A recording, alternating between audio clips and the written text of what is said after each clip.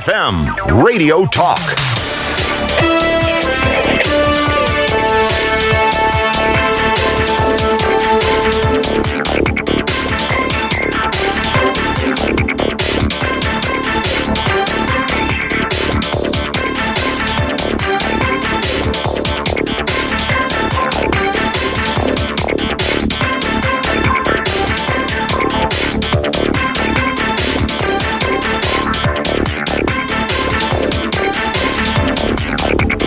Jalan C Petani nomor 36 Medan 101,8 Smart FM, part of KG Radio Network. Selamat sore Smart Listener. Ketemu bersama dengan Dini Zaki di hari ini, tepatnya Sabtu 27 November 2021. Seperti Smart Listener mungkin sudah melihat flyernya kita di media sosial, kalau hari ini akan ada Smart FM Radio Talk. Kali ini bekerja sama dengan PKPA, Pusat Kajian Perlindungan Anak. Nah, kalau ngomongin tentang anak ini pasti kita langsung ingat sama yang namanya pembelajaran, begitu ya. Pembelajaran umumnya ini terjadi secara tatap muka antara guru dengan peserta didik di dalam kelas. Tetapi pandemi corona yang melanda dunia ini telah merubah bentuk pembelajaran konvensional ini ya. Pandemi ini menjadikan guru harus merubah format pembelajaran menjadi daring untuk mencegah penyebaran virus. Nggak cuma guru tapi juga para siswa. Jadi pembelajaran daring ini merupakan pembelajaran yang menggunakan jaringan internet dengan aksesibilitas, konektivitas begitu ya. Lalu juga fleksibilitas dan kemampuan untuk memunculkan berbagai jenis interaksi pembelajaran. Jadi memang pandemi COVID-19 ini sudah bertahan ya dan merubah pola hidup kita selama hampir 2 tahun, tidak hanya kepada orang dewasa tapi juga anak-anak yang dituntut untuk menyesuaikan diri. Dan hari ini Smart Listener, kita akan coba ngobrol bersama 2 orang anak yang akan berbagi pengalaman mereka menghadapi pandemi COVID-19. Nggak anak-anak lagi sih kayaknya ya. Sudah menuju ke ranah dewasa kayaknya ya. Jadi ada bersama kita ya di studio Smart FM Michael Jonathan. Selamat sore. Iya, selamat sore semuanya. Iya, ini Michael Jonathan, enaknya kita panggil apa nih?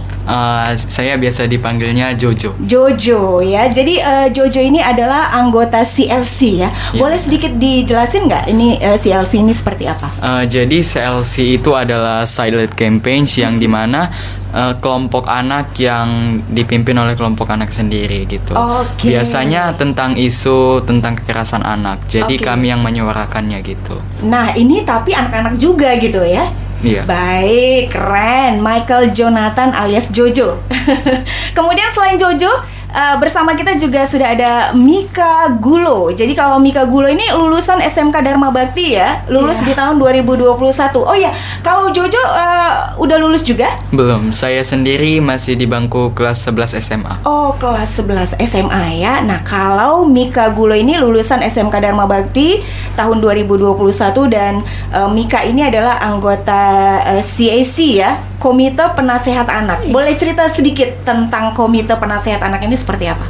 Kalau komite penasihat ini adalah anak-anak yang bekerja atau pernah bekerja gitu. Oke, berarti Mika termasuk di dalamnya dong? Iya. Saat ini tengah bekerja? Saat ini ya, sampai saat ini bekerja. Dari zaman masih sekolah? Dari zaman masih sekolah sampai saat ini. Oke. Dari kelas berapa tuh pertama kali kerja? Pertama kali kerja itu mulai dari kelas 3 SMP sampai sekarang. SMP? Iya, kelas 3 SMP kemarin pertama. Wow, sudah merasakan gimana dunia bekerja dari SMP ya? Iya. Wah, ini untuk yang pertama sekali ya, ke Mika dulu deh. Kira-kira bisa nggak diceritain sedikit perubahan terbesar yang Mika alami sebelum dan setelah pandemi terjadi, terkait dengan tema kita tentang tantangan anak menghadapi pandemi? Kalau Mika sendiri sih, kalau ditanya tentang perubahan terbesar yang sebelum pandemi dan sesudah pandemi, pastinya kalau sebelum pandemi itu kan Mika masih sekolah. Kalau masih sekolah tuh sebelum pandemi masih biasa-biasa aja, masih berjalan dengan normal. Tetapi setelah pandemi ini terjadi, jadinya itu kan udah kelas 3 SMK tuh. Jadi udah nggak bisa belajar lagi, apalagi kan kelas 3 SMK itu yang ditunggu-tunggu sana kelulusan. Tapi karena pandemi jadinya nggak bisa fokus belajar, jadinya itu jadinya online secara daring gitu. Dan karena pandemi itu jadinya ekonomi keluarga pun jadi menurun. Jadinya Mika jadi diharuskan untuk bekerja untuk menutupi itu uang sekolah dari Mika sendiri gitu. Bahkan sebelum pandemi aja itu Mika udah bisa dibilang dituntut harus bekerja, iya, gitu ya. Ditambah lagi dengan pandemi, suasana kondisi pekerjaan bisa dibilang nol waktu itu ya. Iya. Dirumahkan juga. Dirumahkan ya. Nah ini kan orang tua juga pastinya berkurang ya pendapatannya ya. Jadi otomatis pendapatan orang tua berkurang. Kemudian Mika pendapatannya juga sama sekali nol gitu ya. Sementara yang namanya biaya tuh jalan terus walaupun daring ya. Iya. Nah itu gimana tuh? Ya akhirnya sampai sekarang tuh jadinya nunggak. Jadinya itu sekarang bekerja dicicil sedikit demi sedikit. Wah, tetap semangat Mika ya. Iya. Ini mungkin kalau sekarang sih ceritanya bersakit-sakit dahulu ya. Iya, tapi bersakit. jangan kayak film India dong. Sakit-sakit dahulu, mati kemudian. Kalau film India, jangan ya. Harus semangat ya kan. Nggak akan ada badai yang tidak berlalu. Gitu, ya. Kemudian kita ke Jojo. Kalau Jojo sendiri gimana nih cerita tentang perubahan terbesar yang Jojo alami sebelum dan setelah pandemi? Pastinya perubahan terbesar yang saya alami itu banyak ya.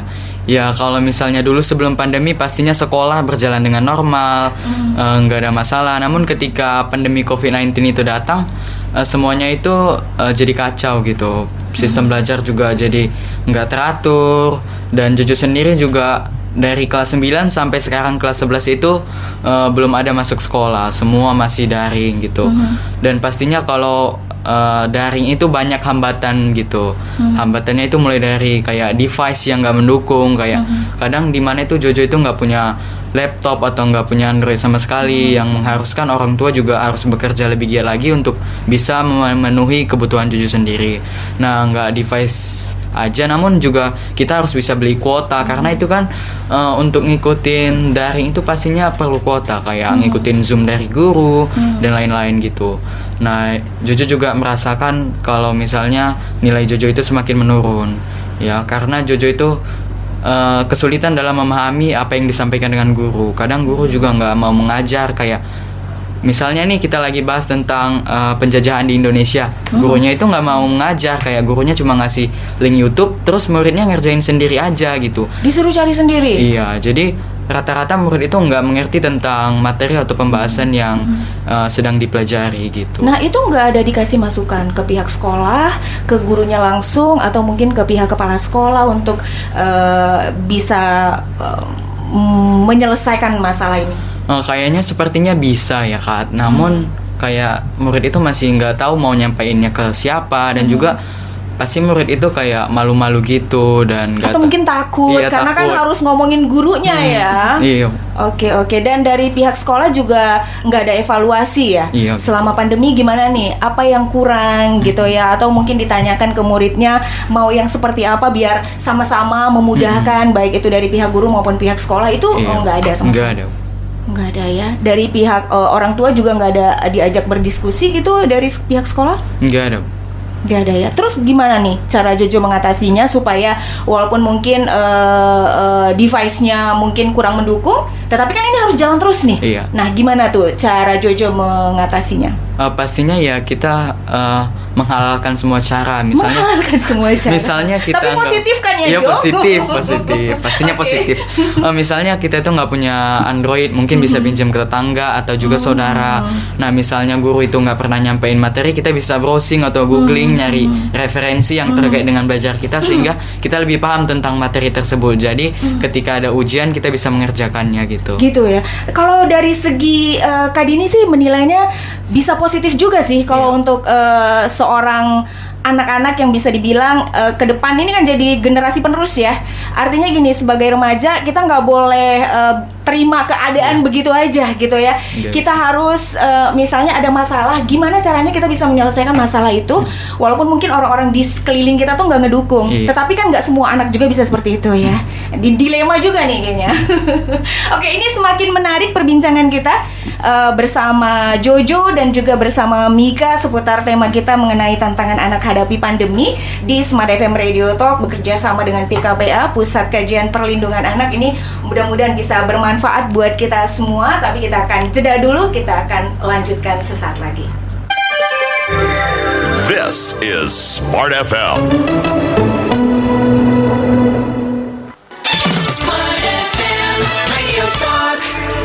Terima kasih Smart Listener yang masih bersama di Smart FM Radio Talk bekerja sama dengan PKPA, Pusat Kajian Perlindungan Anak, tentang tema kita yang luar biasa menarik seputar tantangan anak hadapi pandemi ya.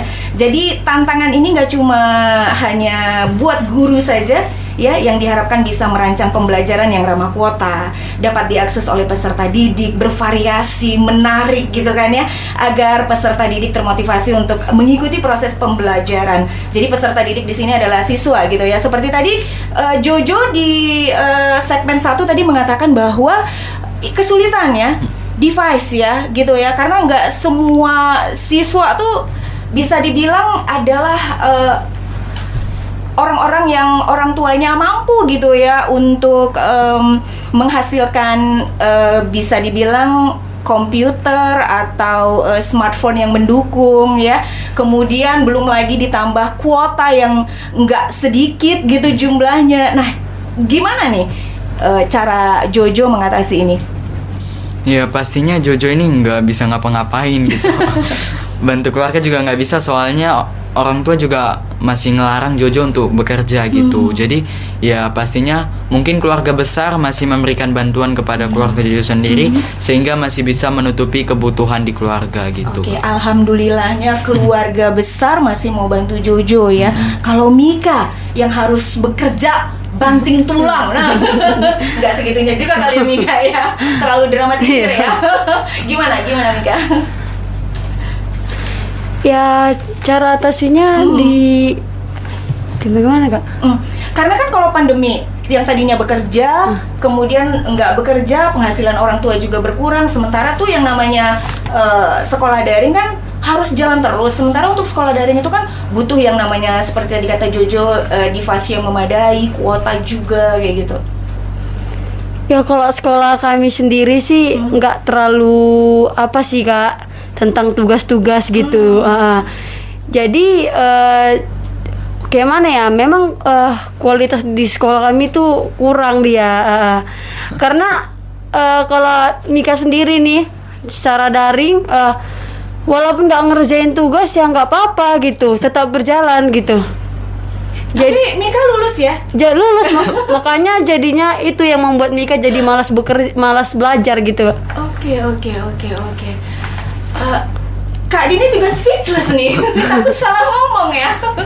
Karena gini ya, yang namanya lulus sekolah itu kan pasti ada banyak tahapan-tahapan yang harus dilakukan ya. Kita harus tahu gitu kan, selalu ada ujian gitu ya. Nah, sedangkan yang mau diujikan aja itu kayak seperti Mika bicara tadi, yang pasti jujur kan ya, itu di sekolah nggak begitu terlalu ketat gitu kan ya. Tapi lulus gitu ya. Nah itu gimana ya? Cuman ngikutin, kalau pas ujian memang ya ujian kan kuota dikasih dari sekolah. Oh gitu. Kuota memang dikasih dari sekolah setiap bulan, sekali sebulan gitu. Selama berapa lama tuh waktu masih sekolah? Selama ya sampai udah lulus. Oh gitu. Tapi kadang mau nggak dikasih sih. Oh gitu ya. Itu harus diminta dulu baru dikasih. Bu, yang untuk bulan ini nih belum nyampe nih kuotanya gitu. Enggak juga sih Kak, kapan ke sekolahnya aja minta gitu. Oh seperti itu. Iya, soalnya harus ke sekolah dulu, baru nanti dicairkan kuotanya. Ntar kalau yang nggak dicairkan buat siapa itu kuotanya?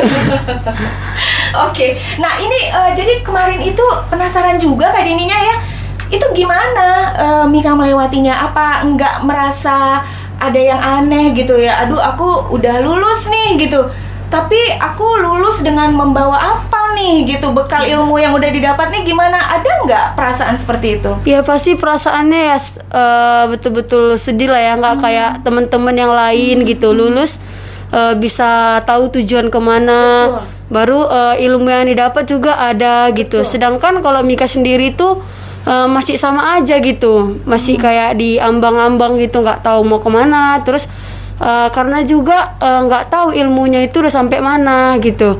Karena kan belajarnya juga karena mau ujian aja. Jadi kalau udah di situ mau ujian, di situ baru dikasih belajar gitu, dipaksa untuk ngasih tugas, ngumpulin tugas. Jadi sebenarnya bisa dibilang kita juga nggak tahu ya ini lulus beneran atau lulus karena pandemi ya. Seperti itu. Ini kita nggak ini ya nggak sakit hati kan ini. Emang kenyataan kan ya seperti itu ya. Mudah-mudahan ini sesi curhat kita ini ada yang mendengarkan dan sehingga mungkin ini nanti kedepannya bisa lebih diperbaiki seperti itu ya. Nah, kalau selain Mika yang dari masih usia dini sudah bekerja kayak gitu ya, ada nggak anak yang lain yang karena pandemi akhirnya bekerja, teman-teman Mika? Kalau teman-teman Mika di sendiri sih ada Kak, di teman terdekat juga ada sama Kak Mika. Ada yang masih sekolah juga dia bekerja kan selama pandemi itu daring kan. Dia itu kerjanya dipakai cuma Sabtu Minggu doang. Terus ada juga yang kayak Mika lulusan karena pandemi gitu.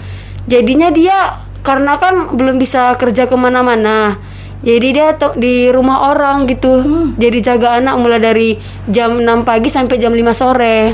Wah, luar biasa ya. Iya. Jadi kita mau bilang kenapa begitu? Kok masih sekolah udah kerja? Iya. Tapi yang namanya tuntutan hidup juga perlu ditutupin dong, ya kan? Iya, dia juga kan butuh banyak biaya untuk sekolah. Mau gimana pun kan biaya sekolah tetap berjalan. Waduh, dewasa banget loh bahasanya.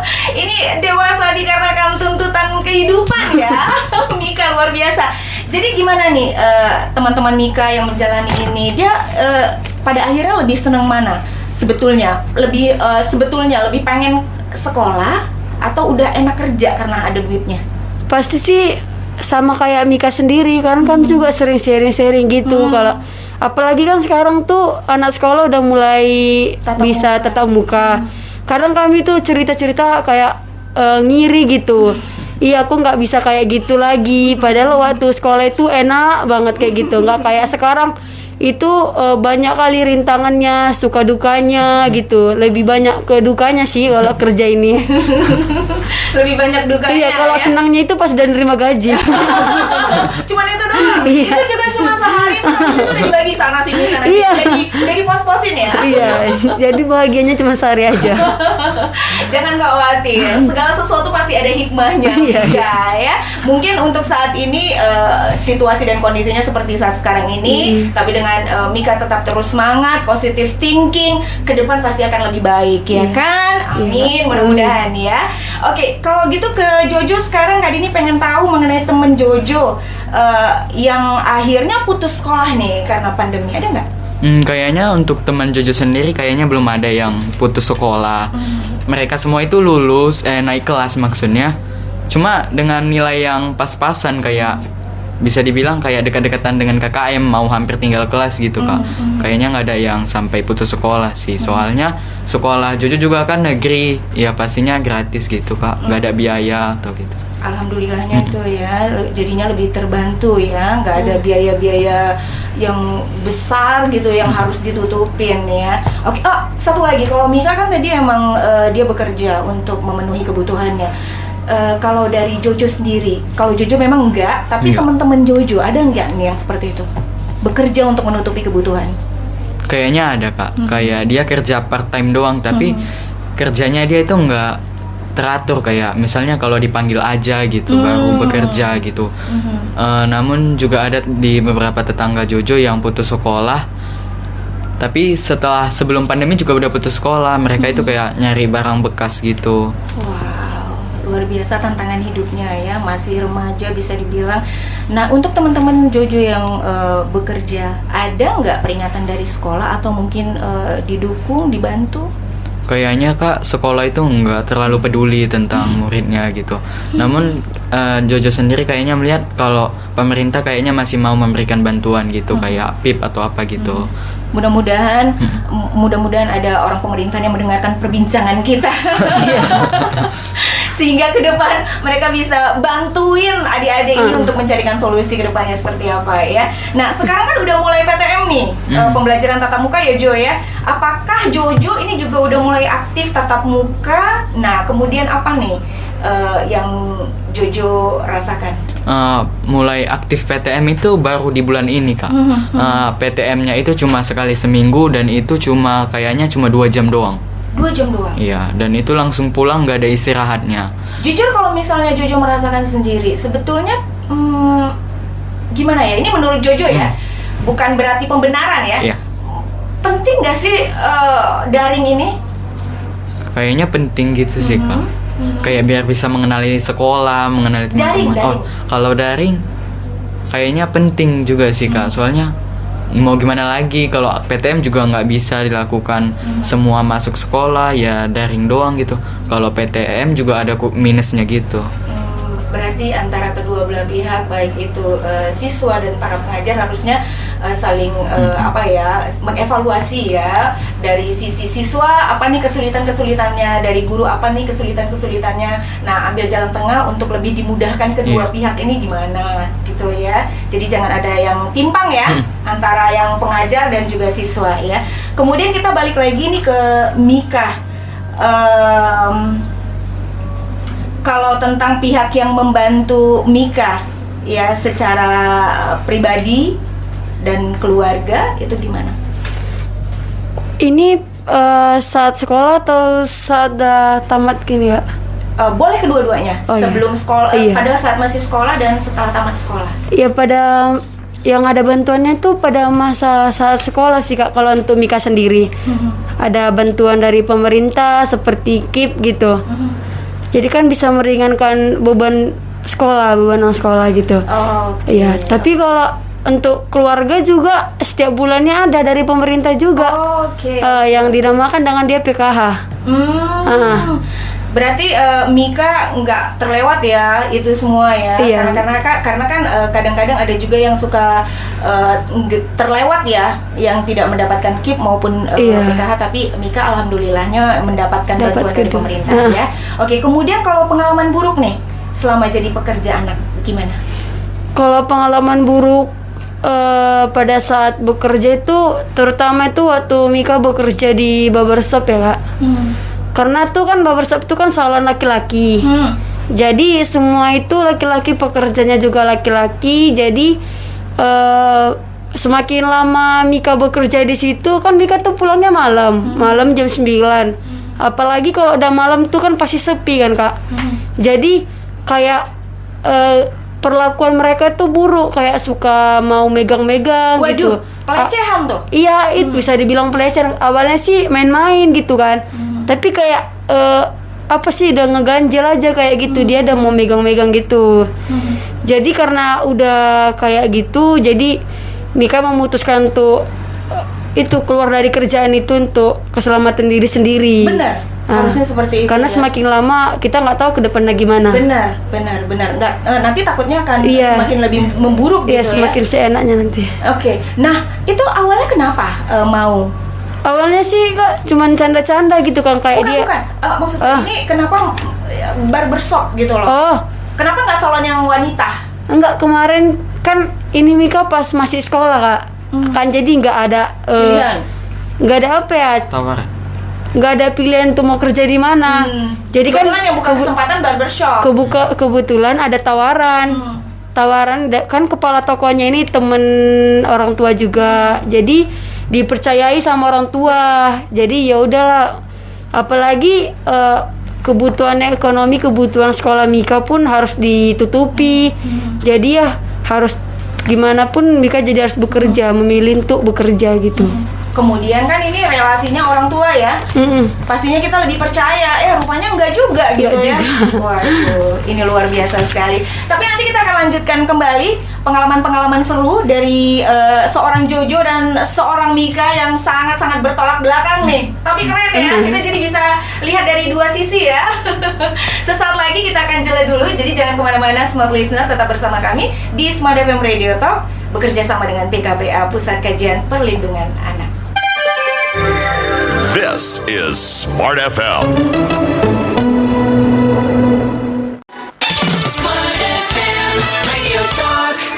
Smart FM Radio Talk balik lagi bersama Dini Zaki, persembahan PKPA, Pusat Kajian Perlindungan Anak, dengan tema mengenai tantangan anak menghadapi pandemi. Dan narasumber kita masih ada Michael Jonathan alias Jojo. Dia ini adalah anggota CLC yang merupakan kelompok yang dipimpin oleh anak. Benar ya Jo ya? Iya. Kemudian juga masih ada Mika Gulo bersama kita. Jadi Mika ini adalah lulusan SMK Dharma Bakti tahun 2021. Dan Mika ini adalah seorang yang bisa dibilang pekerja keras gitu. Mika ini adalah anggota CAC, Komite Penasehat Anak. Nah, terkait dengan Mika sebagai anggota CAC, Komite Penasehat Anak, maksudnya Mika nasehatin anak-anak gitu? Enggak sih, kok itu kami sebagai anggotanya. Oh, justru yang dinasehati? Ya. Nasehat apa aja yang udah didapet? Tentang pekerjaan anak, isu-isu pekerjaan anak, terus apa namanya, apa yang seharusnya dilakukan. Kan kalau pekerjaan itu sebenarnya nggak boleh gitu, Kak, dilarang oleh undang-undang gitu. Yang udah didapatkan sekalian belajar sharing tentang kelemahan, kesulitan yang udah kami jalani sebagai pekerja anak gitu. Nah, ini kan tadi Mika sudah sedikit menyinggung ya tentang pekerja anak yang sebenarnya itu belum dibenarkan. Iya. Gitu ya. Ini pernah jadi pembicaraan nggak dengan para kakak-kakak penasehat di CAC ini sendiri? Pernah, Kak. Terus apa tuh yang Mika ingat penjelasan dari kakak-kakak? Yang Mika ingat itu kalau usia pekerja anak itu bisa, cuman dia nggak melebihi dari 3 jam gitu. Itu pun pekerjanya nggak sampai menghilangi hak anak. Seperti kayak bantu-bantu orang tua kayak di grosir cuma 3 jam, di atas 3 jam itu nggak boleh lagi, itu udah melanggar aturan. Oke, jujur, Mika sendiri pengalamannya bekerja gimana? Ya, lebih dari 3 jam. Tapi itu jujur ya. Iya. Tapi sepanjang Mika menjalani itu bukan dengan terpaksa ya. Enggak. Dikarenakan memang untuk menutupi kebutuhan juga ya. Iya. Mika tidak pernah mendapatkan perlakuan buruk kan dari yang majikannya gitu. Perlakuan buruk ya, nggak buruk, nggak sampai ke fisik gitu, Kak. Semena-mena. Nggak sih, cuman kayak agak disepelekan, iya. Karena masih sekolah kali ya. Ya karena kan kita anggotanya. Oh gitu, anak buah. Iya. Oh, disepelekannya karena itu. Iya. Makanya jangan mau jadi anak buah. Ya. Nanti ke depan jadi majikan. Nanti ke depan jadi majikan, amin. Oke, ini selama Mika tergabung dalam anggota CAC, Komite Penasehat Anak. Ini kan pasti udah banyak sekali gitu ya nasehat-nasehat dari kakak-kakak pembina. Ada nggak yang berasa banget gitu ke kehidupan nyata Mika? Kena banget gitu nasehatnya? Nasehatnya sih ya pastinya tentang kehidupan sehari-harinya aja sih, Kak. Kami cerita-cerita sharing gitu kan. Ya karena adanya bimbingan dari CAC ini kan kita jadi tahu apa sebenarnya yang harus kita dapatkan sebagai anak gitu kan, Kak. Dan seharusnya yang dilakukan oleh orang tua, oleh orang-orang lebih dewasa juga, kita jadi lebih tahu apa yang harus kita dapatkan gitu. Jadinya lebih paham ya. Supaya kalau ada tindakan-tindakan yang mungkin kurang layak dari yang majikannya kita bisa bisa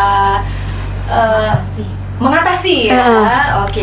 Ini nggak bener nih kayak gini, kayak gitu ya. Jadi lebih berani karena kita mendapat dukungan ya dari kakak-kakak pembina di CAC tadi ya. Wah, keren luar biasa. Lain kali bawa dong kakak-kakak pembina ke sini. pengen tahu juga tuh pengalaman mereka dengan pengalaman anak-anak yang dari umur sedini mungkin tuh udah mulai bekerja gitu ya. Pengen tahu tuh apa aja sih yang dihadapi ya, kendala-kendalanya. Tapi nanti ya Kak Ayu. Oke, kemudian Jojo. Nah ini Jojo selama pandemi gimana nih kira-kira kendalanya menghadapi pembelajaran? Kayaknya kendalanya itu Kak, pertama di rumah. Pastinya kalau misalnya kita itu belajar di rumah gampang terdistraksi ya Kak. Oke. Kayak misalnya nggak fokus. Misalnya nih lagi meeting sama guru, kedengaran suara kendaraan, apalagi atau rumah beli cabe. Iya betul.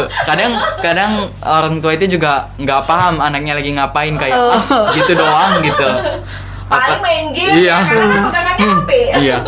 Apalagi juga rumah Jojo itu di belakangnya pas sekali itu di rel kereta api. Jadi pastinya pasti kalau misalnya suara klakson atau suara kereta api lewat pastinya mengganggu gitu. Benar. Itu gimana?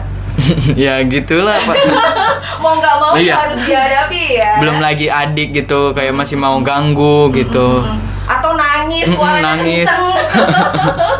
Oke, itu termasuk salah satu yang mengganggu Jojo ya. Nah, gimana tuh Jojo mengatasinya? Ya berlalu begitu saja. Oke, kalau Mika tadi dia merupakan salah satu anggota CAC, Komite Penasehat Anak. Nah, Jojo ini adalah anggota CLC. CLC ini adalah kelompok yang dipimpin oleh anak gitu ya. Nah, tadi di awal kan juga sudah dijelaskan tuh ya bahwa seperti bagaimana menyikapi kekerasan pada anak yang dipimpin juga oleh anak gitu ya. Nah, kalau boleh tahu dipimpin oleh anak usia berapa nih yang mimpin? Biasanya itu Kak dari umur 13 tahun sampai 17 tahun. Nah, kegiatan yang kami lakukan itu juga udah banyak. Salah satunya itu ada namanya Voice for Change Kak. Nama programnya itu Suara untuk Perubahan. Nah, kami lakukan itu secara 3 hari 2 malam. Dilakukan oleh 8 kota di Indonesia gitu. Jadi semua kegiatannya disusun oleh anak gitu, mulai dari moderator, semua anak yang nyusun gitu Kak. Pernah nggak Jojo terlibat? Terlibat. Hari itu di bulan Juni, Jojo ikut sama teman-teman yang ada CLC di Medan. Soalnya CLC ini secara nasional ada gitu Kak. Apa sih yang Jojo sampaikan di situ, pengen tahu?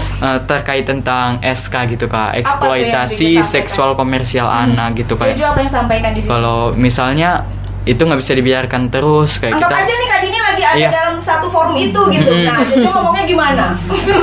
Jadi tuh Kak Ayu udah deg-degan loh. Jadi misalnya Pak, kasus seksual komersial anak di Medan itu kasusnya udah tinggi, jadi kita harus segera menyelesaikannya gitu. Jadi ya harus melaporkannya ke pihak-pihak berwajib gitu biar segera ditangani, dan juga pemerintah harusnya memberikan sosialisasi atau penyuluhan kepada masyarakat agar masyarakat itu peduli gitu Kak. Kadang masyarakat itu nggak peduli kalau misalnya ada yang melakukan pelecehan, bahkan kayak tutup mata gitu, nggak kita sadari.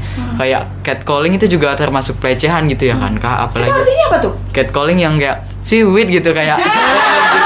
Kirain ini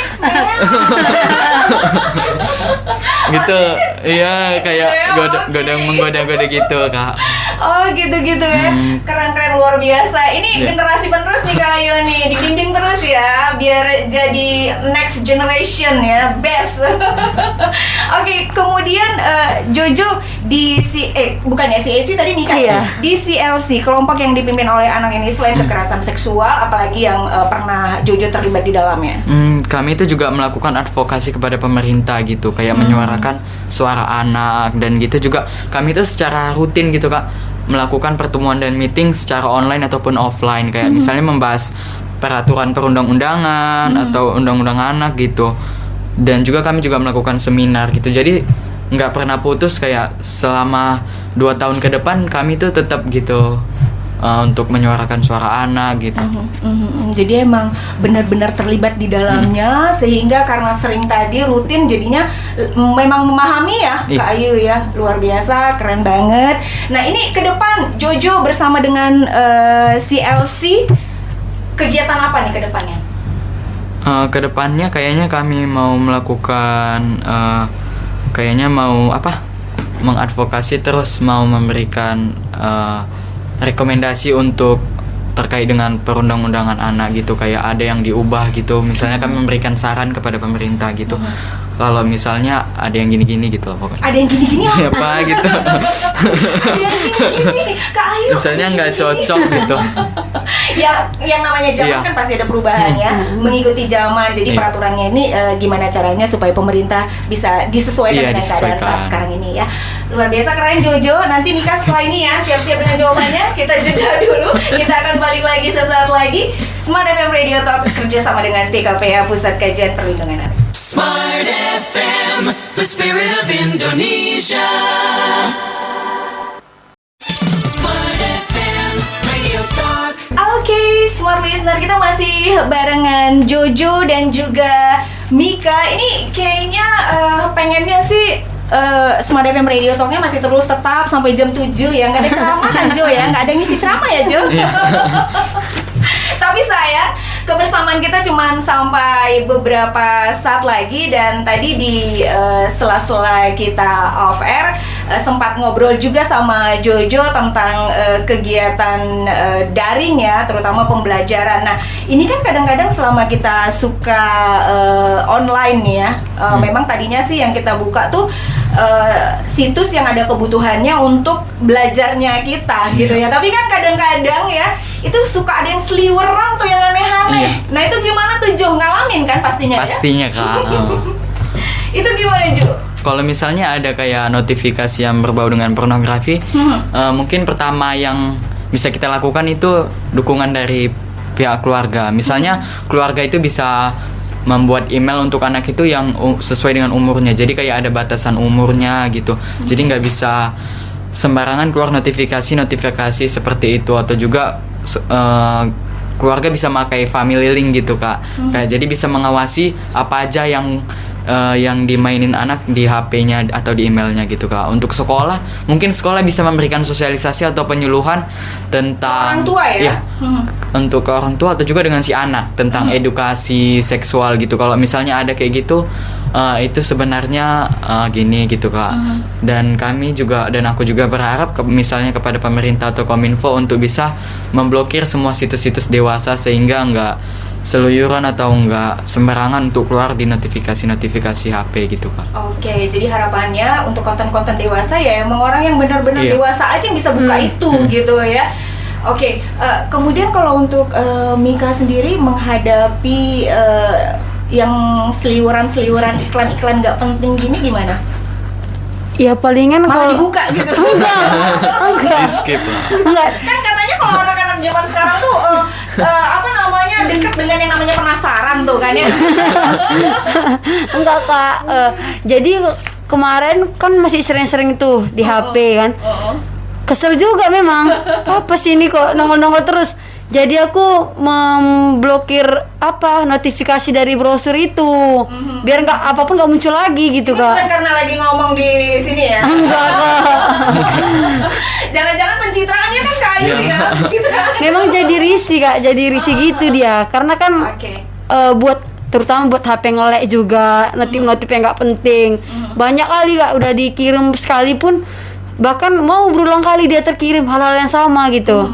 Tentang yang negatif-negatif gitu. Justru mungkin ya ini ya dia yang penasaran nih anak kok nggak mau lihat gitu ya. Jadinya malah sering muncul ya. Oke, ini untuk Mika dan untuk Jojo ya, alhamdulillah ya bisa mengatasi hal-hal negatif bisa dibilang ya. Mudah-mudahan juga adik-adik di luar sana yang sedang mendengarkan kita atau mungkin juga smart listener yang punya anak, ponakan yang usianya masih bisa dibilang awal, dini gitu ya, juga bisa menghindari hal-hal yang seperti ini, nggak usah penasaran gitu ya. Dan mudah-mudahan juga mereka, ponakan-ponakan, adik, anak gitu ya, bisa mendapatkan pendidikan seperti tadi yang Jojo bilang itu menarik, family apa tadi? Family link. Family link ya. Nah itu akan lebih baik karena keluarga bisa ikut aware ya, protect ya. Oke ya. Terima kasih Kak Ayu. Iya, jadi keluarga bisa ikut protect gitu terhadap kegiatan anak-anaknya di dunia maya gitu ya Jo ya. Iya. Nah harapan Jojo ke depan ini kita sudah mau akhir kebersamaan kita di Smart FM Radio Talk. Harapan pertama itu semoga pandemi COVID-19 ini bisa semakin berkurang. Jadi aktivitas kita itu bisa kembali normal. Amin. Dan semua anak di Indonesia masih bisa mengikuti pelajaran secara tatap muka gitu. Oke, itu aja. Itu aja. Kalau Mika? Kalau harapan Mika ke depannya sama sih kayak Jojo Kak. Supaya pandemi ini cepat kembali seperti normal sebelum-sebelumnya gitu kan. Pandemi kembali normal. No, pandeminya hilang Kak, jadi udah semua kembali normal Iya, gitu maksudnya. Bener. Soalnya yang dengerin kritis. Serasa sok remaja ya. Iya. Kan kalau remaja tuh identik kritis ya. Iya. Oke, kemudian kalau harapannya dari masing-masing ada dalam satu anggota ya, komunitas ya Kayu ya. Iya. Nah, kalau Jojo kan CLC, apa nih harapan Jojo bergabung di CLC ke depannya? Harapan kami semua advokasi yang kami lakukan itu nggak sia-sia. Semoga pemerintah itu masih melihat kami dan juga mendengar suara kami sehingga anak-anak di seluruh Indonesia lebih diperhatikan gitu. Amin, wahai pemerintah, lihatlah kami. Kami ada di sini gitu ya. Tolong perbaiki nasib kami ke depan ya, lebih positif lagi. Kalau Mika, harapannya dengan bergabung di CAC? Kalau harapan Mika Kak, biar pemerintah juga bisa, kan ini kan udah ada di undang-undang, bisa lebih memperhatikan gitu kan Kak. Apakah undang-undang ini udah betul-betul dijalankan gitu. Itu sih harapannya, biar pengusaha-pengusaha juga tidak seenaknya menerima anak yang usianya di bawah usia gitu. Masih dikatakan anak gitu. Gitu ya. Oke. Ini dilihat dari sisi pekerja dini. Oke, ini mudah-mudahan kesuksesan pembelajaran karena sebentar lagi bahkan pun di antara beberapa sekolah sudah mulai tatap muka ya, walaupun mungkin belum terlalu rutin ya, belum begitu rutin. Jadi mudah-mudahan kesuksesan pembelajaran ini mendapatkan dukungan dari berbagai pihak agar tercapai hasil yang diharapkan. Jadi dengan ikhtiar dan kerjasama yang baik dalam menerapkan protokol kesehatan pastinya, vaksinasi juga. Udah pada vaksin belum? Udah. Oke, Kak Ayu? Alhamdulillah. Semoga kita bisa segera keluar dari pandemi ini sehingga pembelajaran tatap muka dapat terlaksana dengan baik, aman dan lancar. Kegiatan Mika, kegiatan Jojo, kegiatan Kak Ayu juga tidak terhambat. Kita masih bisa ketemu satu sesi lagi ya Kak ya. Asik, ditunggu. Sampai ketemu lagi Smart Listener. Terima kasih Anda bersama kami sampai saat ini di Smart FM Radio Talk bersama PKPA, Pusat Kajian Perlindungan Anak. Mudah-mudahan bermanfaat. Saya Dini Zaki pamit, sampai jumpa.